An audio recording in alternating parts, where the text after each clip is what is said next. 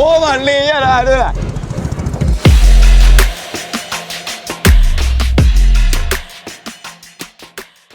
မင်္ဂလာပါကျွန်တော်နာမည်ကတော့ဝင်းလိုက်ဖြစ်ပါတယ်ကျွန်တော်ကတော့ကမားမျိုးနဲ့ကျချင်းနေစင်နာလုံငန်းရှင်တယောက်ဖြစ်ပါတယ်ကျွန်တော်လက်ရှိမှာတော့ရေကူးနဲ့ရေပင်တက်ကဲနေပြဖြစ်တယ်လို့ပြီးခဲ့တဲ့တင်တန်းရှာပြီးကစားရေးတင်တန်းမှာလည်းတင်တန်းပြီးမြောက်သူတက်ဖြစ်ပါတယ်ကျွန်တော်အနေနဲ့ဘယ်လိုပဲ